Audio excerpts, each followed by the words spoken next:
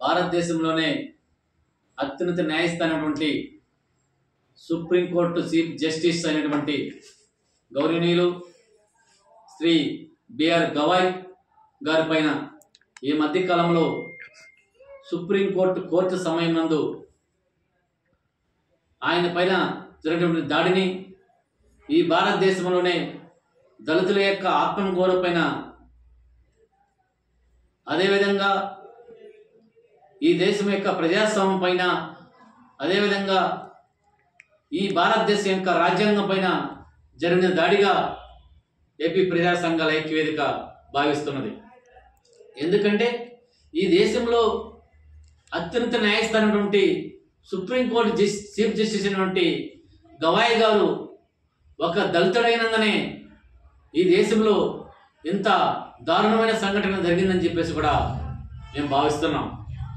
ఈ మధ్యకాలంలో ఈ భారతదేశంలో అనేక ఉన్నత స్థాయిలో ఉన్నటువంటి ఐఏఎస్ ఐపీఎస్ ఆఫీసర్ల పైన కూడా రాజ్యాంగం ఉల్లంఘన కింద కూడా, మానవ హక్కుల ఉల్లంఘన కింద కూడా అనేక కులవివక్షిత మనవాద ధోరణితో దాడులు జరుగుతున్నాయి.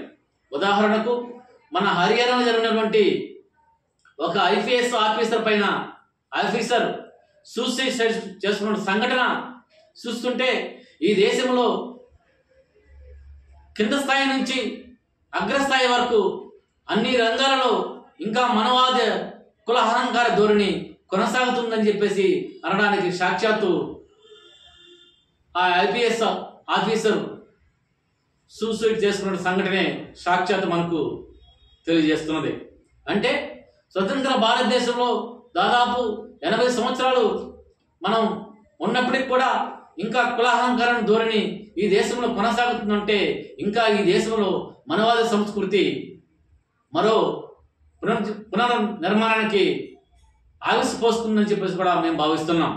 కాబట్టి ఈ దేశంలో ఉన్నటువంటి ప్రజలు, ప్రజాస్వామికవాదులు, మేధావులు, దళితులు, దళిత ఇతర కులాలు కూడా ఆలోచించిన సమయం విచ్ఛిన్నమైంది. ఎందుకంటే ఎప్పుడో తరాల నుండి యుగాలలో జరిగినటువంటి బానిసత్వం, కులహంకారం మరలా రూపు దాల్స్తుందని చెప్పేసి ఈ సంఘటనలు కూడా రుజువు చేస్తున్నాయి. కాబట్టి ఈ తరుణంలో ఈ దేశంలో ఉన్నటువంటి ప్రతి పౌరుడు, ప్రతి యొక్క అన్ని మతాలలో నుండి, అన్ని కులాలలో నుండి సామాజిక సౌభ్రతత్వం కలిగినటువంటి మేధావర్గం కూడా దీన్ని ఆలోచించాల్సిన అవసరం ఉంది. కాబట్టి ఇలాంటి సంఘటనలన్నింటినీ కూడా ప్రతి ఒక్కరు కూడా ఈ భారత పౌరులందరూ కూడా ఖండించాల్సిన అవసరం ఉందని చెప్పేసి కూడా ఏపీ ప్రజా సంఘాల ఐక్యవేదిక తెలియజేస్తుంది.